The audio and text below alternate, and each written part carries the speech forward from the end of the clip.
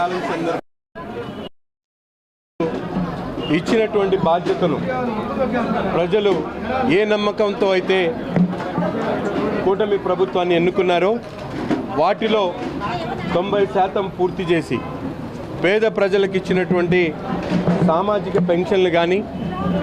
దీపం పథకం కింద అందించేటువంటి గ్యాస్ సిలిండర్లు కానీ తల్లికి వందనం పేరుతో ప్రతి ఒక్క పిల్లవాడికి కూడా స్కూలుకు పంపించేటువంటి బాధ్యత తీసుకున్నటువంటి నారా లోకేష్ గారి వాగ్దానం కానీ అనేక ల్యాండ్ టైటిలింగ్ యాక్ట్ను పూర్తిగా ఎత్తేసేటువంటి కార్యక్రమం కానీ పోలవరంని పూర్తి చేస్తామని చెప్పి గర్వంగా చెప్పినటువంటి మాటను కానీ అమరావతిని పునర్నిర్మాణం చేస్తామని చెప్పినటువంటి విషయాన్ని కానీ ఈరోజు పూర్తి చేసుకున్నామని చెప్పి గర్వంగా చెప్పుకోవడానికి ఈ సందర్భాన్ని మీ అందరి ముందు పెట్టుకున్నాం. ముఖ్యంగా గుంటూరు తూర్పు నియోజకవర్గంలో కూడా గతంలో ఎప్పుడు కూడా జరగనటువంటి విధంగా పెద్ద ఎత్తున అభివృద్ధి కార్యక్రమాలు కూడా తీసుకోవడం జరుగుతూ ఉంది. దాదాపు 23 కోట్ల రూపాయలతో కార్పొరేషన్కి సంబంధించినటువంటి లైట్ల దగ్గర నుంచి డ్రైన్ల దగ్గర నుంచి రోడ్ల దగ్గర నుండి అభివృద్ధి చేసేటువంటి ఆలోచనతో పాటు గత 5 సంవత్సరాల్లో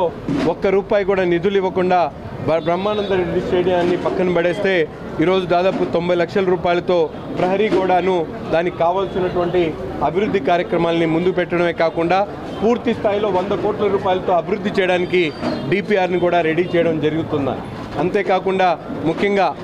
అనేక విషయాల్లో గవర్నమెంట్ హాస్పిటల్కి సంబంధించి గతంలో ఎప్పుడు లేనటువంటి విధంగా ఒక కొత్త ఒరవడితో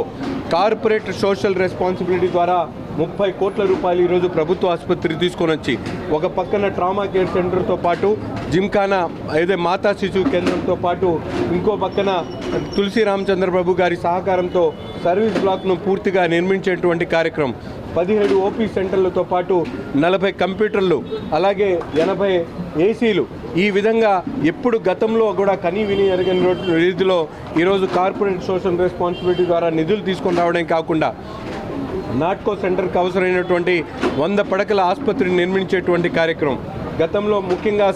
అతి ముఖ్యమైనటువంటి విషయం ముఖ్యమంత్రి గారి సహాయాన్ని ద్వారా 8 నెలల్లోనే 2.5 కోట్ల రూపాయలు పేద ప్రజల ఆరోగ్యాన్ని కాపాడడానికి ఈ నియోజకవర్గంలో ఖర్చు పెట్టడం జరిగింది. ఇటువంటి మంచి కార్యక్రమాలన్నీ కూడా ప్రజలకు తీసుకొని వెళ్ళాలనేటువంటి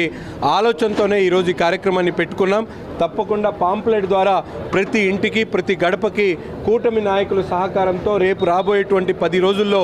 మనం ఈ సంవత్సర కాలంలో ప్రజలు ఇచ్చినటువంటి బాధ్యతను ఏ విధంగా నెరవేర్చామనేటువంటి విషయాన్ని తెలియజేసేటువంటి విధంగా పాంప్లెట్ని తయారు చేసి ప్రజాక్షేత్రంలోకి పంపిస్తామని చెప్పి తెలియజేస్తూ మరొక్కసారి గుంటూరు తూర్పు నియోజకవర్గ ప్రజలకు మనస్ఫూర్తిగా రెండు చేతులు ఎత్తి